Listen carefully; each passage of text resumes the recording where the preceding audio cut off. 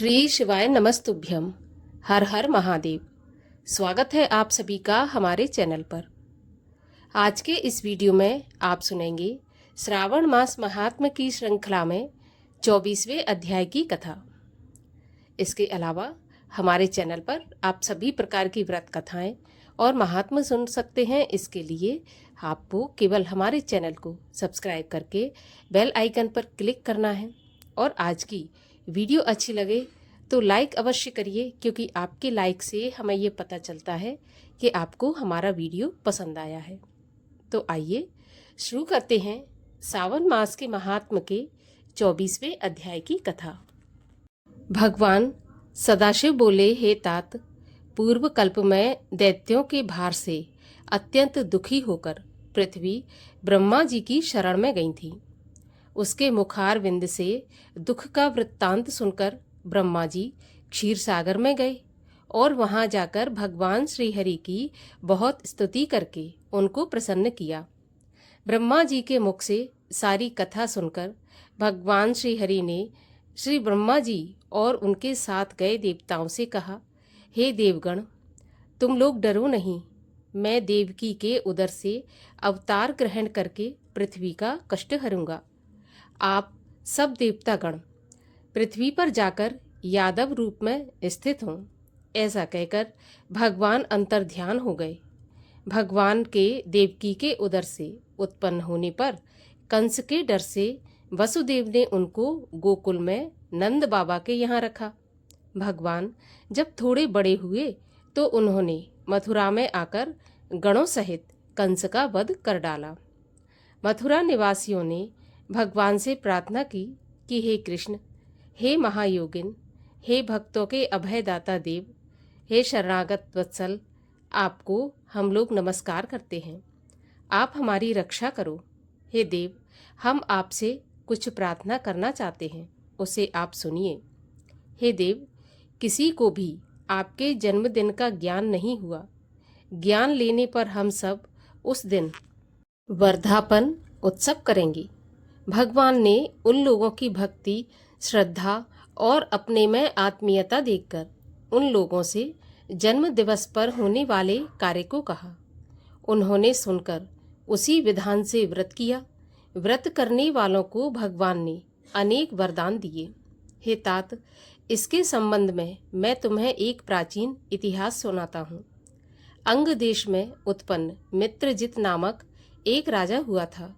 उसके पुत्र का नाम महासेन था। वह सत्य के मार्ग पर चलने वाला तथा अत्यंत साधु स्वभाव वाला था। वह प्रजा की देह और प्राण से रक्षा करता था। प्रजा भी उस पर प्राण न्यौछावर करती थी। लेकिन अचानक वह पाखंडियों के साथ में रहने लगा और वह राजा को, जो कि कभी धर्मात्मा था, अब अधर्म में लग गया।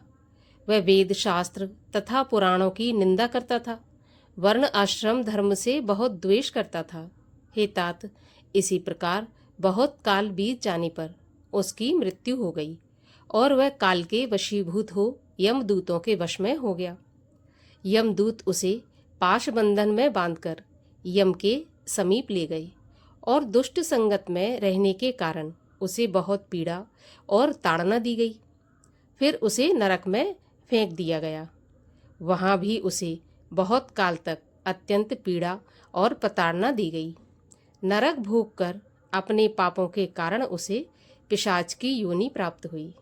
भूख प्यास से अत्यंत व्याकुल होकर वह इधर उधर घूमता हुआ मारवाड़ देश में जा पहुंचा और एक वैश्य के शरीर में प्रविष्ट हो गया।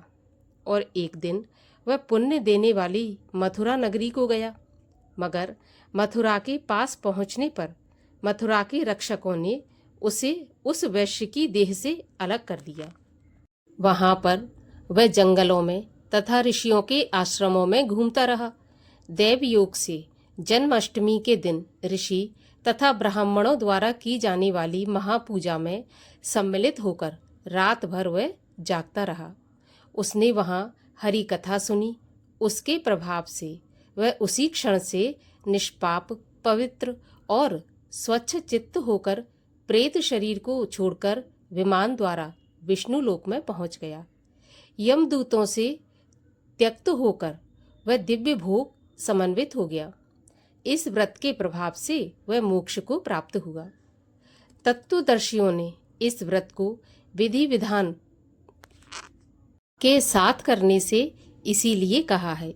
ये व्रत सभी इच्छाओं को पूर्ण करने वाला है। इसके करने से मनुष्य को सभी अभीष्ट प्राप्त हो जाता है। जो मनुष्य इस तरह से जन्माष्टमी का व्रत करता है उसकी सभी कामनाएं पूर्ण हो जाती हैं।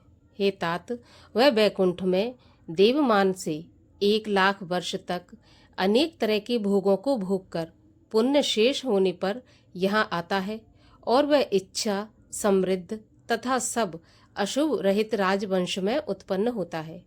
विद्वानों को चाहिए कि सदा कृष्ण जन्म का विधान लिखकर दूसरों में इसका प्रचार करें तथा सर्व शोभा समन्वित कृष्ण जन्म का वर्णन एक जगह संवार कर इकट्ठा करें।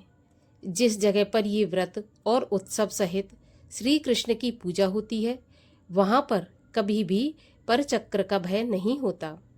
उस स्थान पर मेघ स्वेच्छा से वर्षा करता है। जिस घर में भगवान श्री कृष्णचंद्र जी महाराज की पूजा होती है वहाँ पर सब प्रकार की रिद्धियाँ होती हैं तथा प्रेत आदि का भय नहीं होता।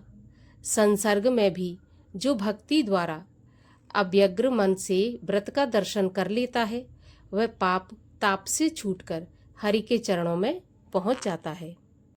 इस प्रकार से भगवान सदाशिव ने श्री कृष्ण जन्म अष्टमी के व्रत का महत्व और विधान सनत कुमार जी को बतलाया है। इसी के साथ 24वें अध्याय की कथा का समापन होता है। आगे के अध्यायों की कथा सुनने के लिए चैनल को सब्सक्राइब अवश्य कर लीजिए और अगर आज की कथा आपको अच्छी लगी हो तो लाइक अवश्य कर दीजिए।